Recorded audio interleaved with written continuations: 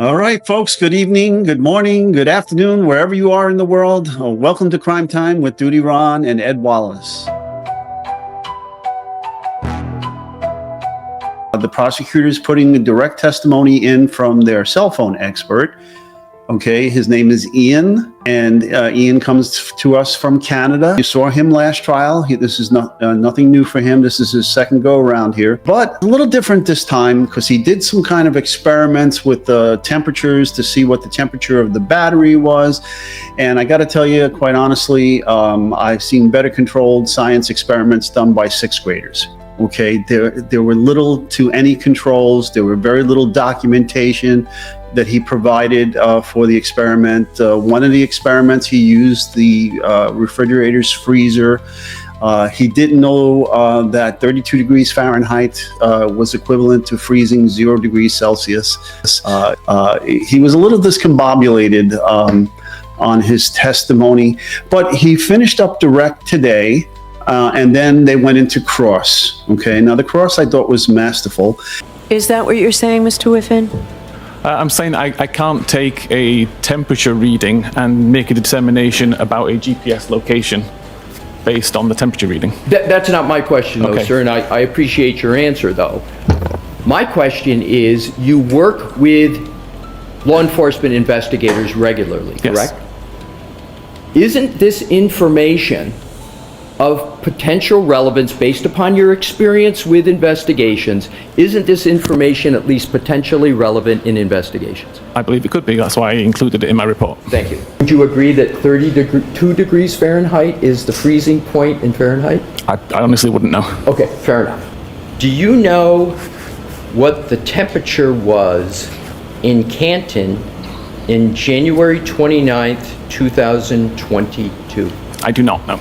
Don't you think that that would be an important piece of information in analyzing where the phone of John O'Keefe was on the morning of January 29th? I didn't think it was.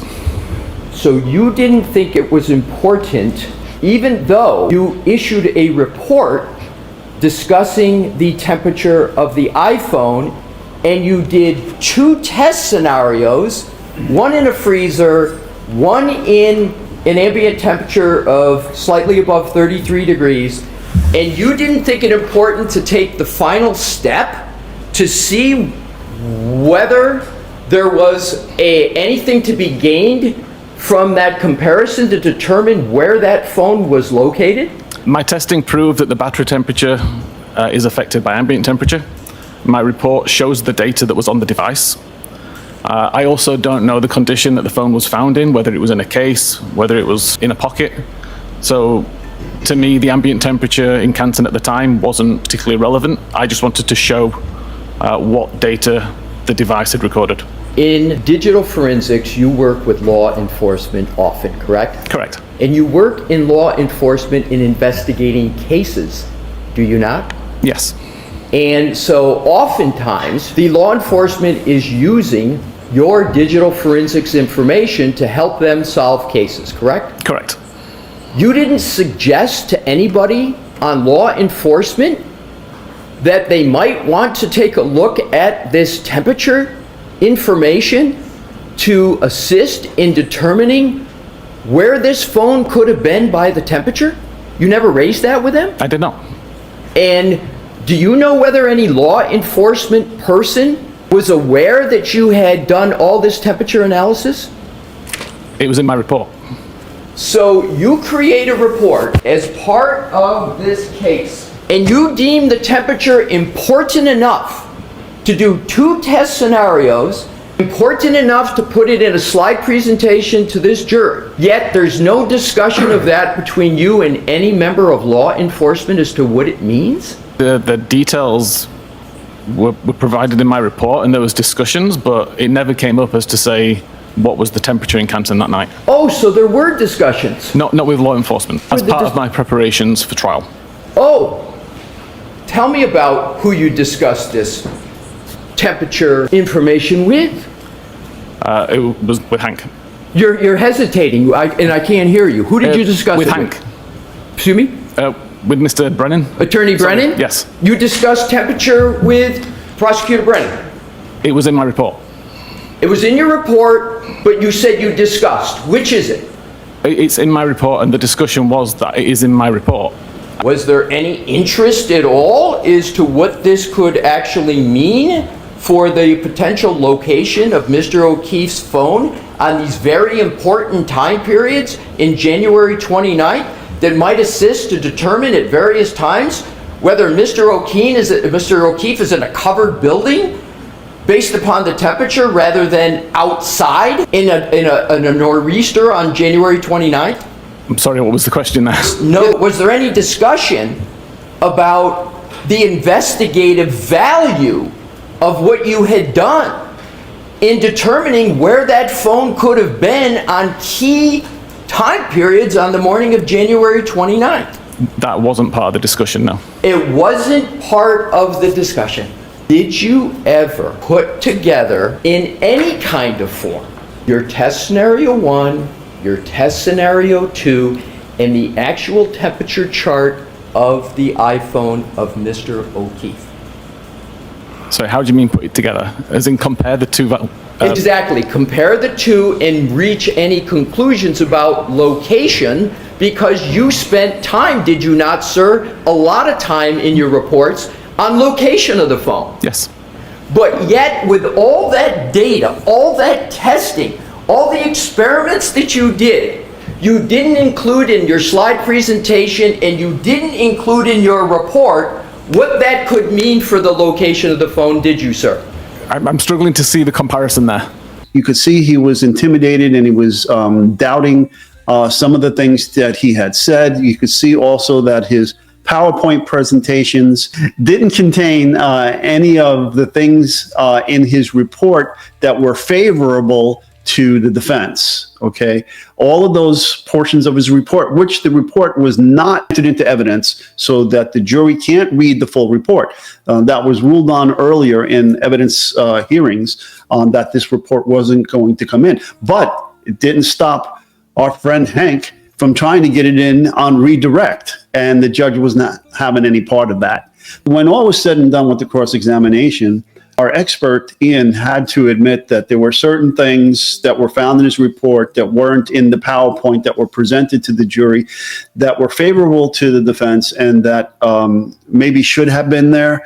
So his fixed position by the flagpole was widened to encompass the bigger circle, even though the bigger circle was maybe less accurate, but still it provided a possibility that John O'Keefe went into the house, okay? And that's what the prosecutor did not want to have in. They're trying to say that John O'Keefe was hit by Karen Reed and his body stayed outside on the front lawn by the flagpole the entire time.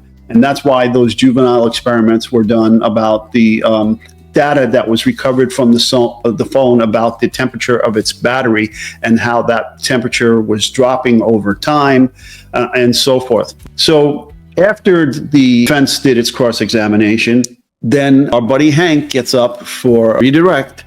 And I see this a lot with Hank Brennan. He is given a lot of latitude by the judge that I've never seen in any other case. He goes beyond the scope of redirect all the time, and he's never stopped by the judge, even after the objections of the defense team. Now, also what the judge does when the defense team calls for an objection, instead of giving a ruling, she'll turn to the witness and ask the witness, can you answer that? And now that's not the way that's supposed to work. I do see a lot of unfair, in my opinion, unequal behavior given in favor of the prosecution and the defense team having to fight for breadcrumbs here with this judge. I see what I believe to be a bias in favor of the prosecution, and it's quite evident to me. In fact, there was one point during the voir dire of the experts on crash reconstruction, Dr. Wolf, where Brennan is giving Dr. Wolf an email and looking at Judge Bev. And when Dr. Wolf is trying to answer the question, He's shaking his head no, looking at Judge Bev, and she seems to acknowledge it and then picks up a pad and paper and starts writing some notes. I didn't understand that at all. On redirect, Brennan tried to rehabilitate his witness to the best extent possible. And then there was recross, okay, at which, prior to redirect, during the cross-examination, it came out that there are other very reliable software and hardware that do things very similar to Cellebrite. And that this other software was used in addition to Cellebrite by the defense experts.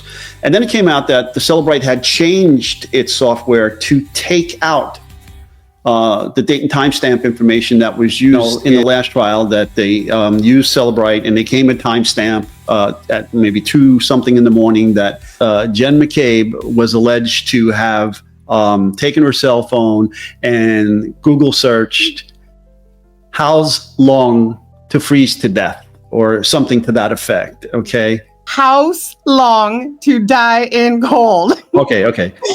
Jennifer McCabe Google searched on her cell phone at around 2:20 in the morning, "how's long to die in the cold?" And that became a big issue with the Celebrate people, because they were saying that that timestamp is not correct. Well, they're saying that now. I don't recall them saying that back then. Okay. I believe back then they said it never happened. Okay. Especially Jennifer. She said it never happened.